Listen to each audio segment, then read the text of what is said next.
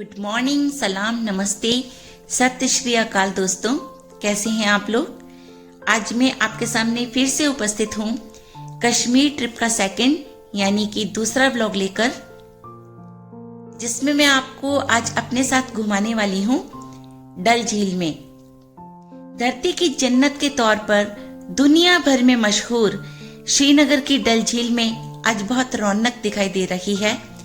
दोस्तों, हम gate number 9 की तरफ जा रहे हैं, जहां से हमें शिकारे में प्रवेश करके हाउस बोट में जाना है। तो रास्ते की सीन जो है वो मैं आपको दिखा रही हूँ। G20 के 17 सदस्य देशों के प्रतिनिधि यहाँ बैठक के लिए जुटे थे और डल झील में नौका विहार का उन्होंने जमकर लुत्फ उठाया था, जिसकी काफी चर्चा मीडिया में हुई थी।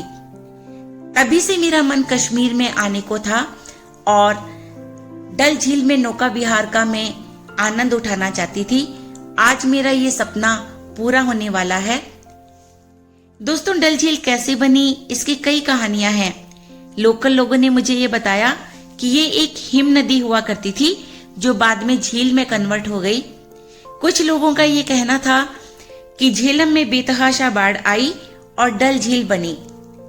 हम लोग गेट नंबर 9 से शिकारे में प्रवेश कर चुके हैं और ये शिकारा हमें लेकर के जा रहा है हमारे हाउस बोट की ओर, जहां पर हमें एक दिन और एक रात गुजारनी है और डल झील के पूरी सवारी करनी है। शिकारे के अंदर हमें घूमना भी है।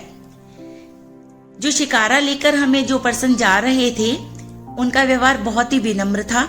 काफी अच्छी उन्होंने हमसे बात करी, हमसे हालचाल पूछा, हम कहाँ से आए हैं ये जाना हमने। हमें एक डर था ना कश्मीर में आने का, वो हमारा निकल गया। जब यहाँ के लोकल लोगों से मैंने बात करी तो उनके बातचीत करने का ढंग, उनके बोलने का तरीका, उनके शब्दों में जो मिठास थी, उन्होंने मेरे दिल को छू लिया।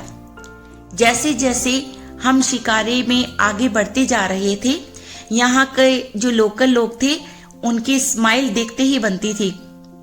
साथ ही साथ हिमालयन रेंज जो है पहाड़, वो हमें दिखाई दे रहे थे। जन्नती वादियां ये बहुत ही खूबसूरत दिखाई दे रही थी। शिकारे से उतरकर अब हमने अपना कदम हाउस बोट पर रख दिया है और अब मैं बाहर का सुंदर दृश्य आपको दिखा रही हूँ। ये हाउस बोट लाइन से बने हुए हैं और बीच में डल झील है। सारे ये जो हाउस बोट होते हैं ये लकड़ी के बने हुए होते हैं और इसमें देवदार नाम की जो बहुत ही कीमती लकड़ी होती है उसका इस्तेमाल किया जाता है। हाउस बोट में रहने की बहुत अच्छी व्यवस्था होती है। इस हाउस बोट में हमें एक रात और एक दिन गुजारना है।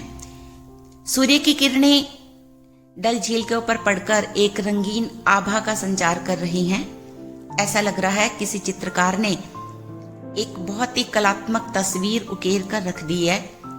इतना मनोरम दृश्य देखकर मेरी आंखें बहुत ही ज्यादा खुशनुमा सा महसूस करने लगी।